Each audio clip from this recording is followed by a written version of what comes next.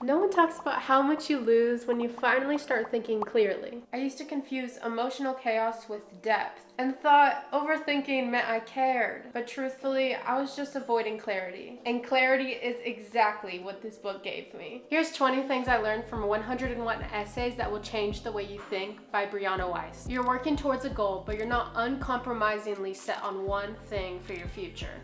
Some of the happiest and best adjusted people are the ones who make any situation an ideal one. Apathy does not equal safety. You can choose to cut yourself off from feeling good as a buffer to a sense of loss, suffering from numbness, or you can have an incredible life and mourn wildly when it's over. At least there was a means to an end. You cannot beat fear to the finish line. You are not cheating your way around pain. You're actively pursuing more of it by worrying.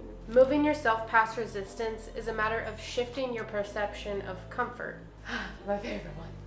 It's about considering the alternative. The discomfort you will face if you don't do the thing in front of you versus the discomfort you will face if you do. Everything you honestly don't like about the person you're no longer with, now that you're not emotionally obligated to lie to yourself about them. Feeling something deeply doesn't mean it's meant to be. It doesn't equate to how destined it is. Breakups are meant to be.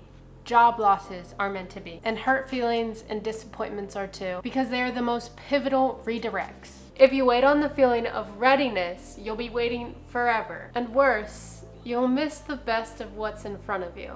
If you're wondering what you should do with your life, it's likely that you're in limbo between realizing you don't want what you once did and giving yourself permission to want what you want now. Do something unexpected. Book a trip. Date someone wrong for you. Get a tattoo. Show yourself that you don't know what you don't know about your life or yourself. Not completely. A sign you're having an emotional breakthrough.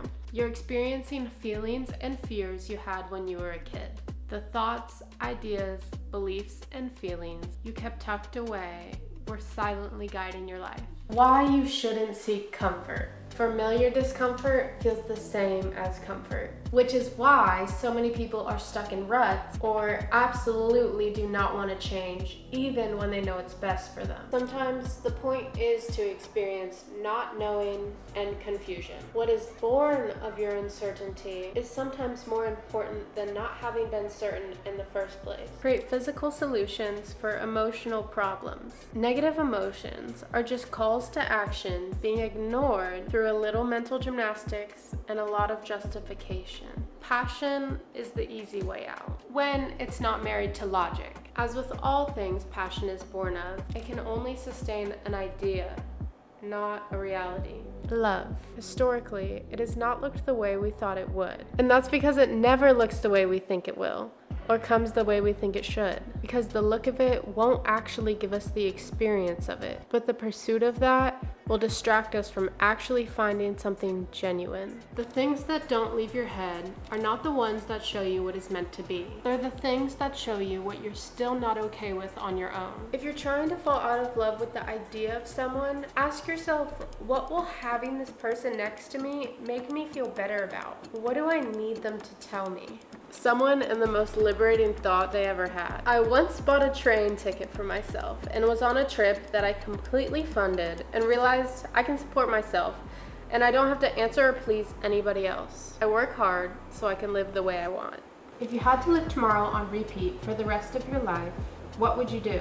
Moreover, where would you be? What would you have accomplished? Would you have made time for the people you love? Or eating in a way that will sustain you over the long term? Your life exists in its days, not in the ideas about those days, but your habits. What are you struggling with the most right now? The things you are struggling with the most can help show you what you really want and towards which direction you should step. Your concept of self is an illusion.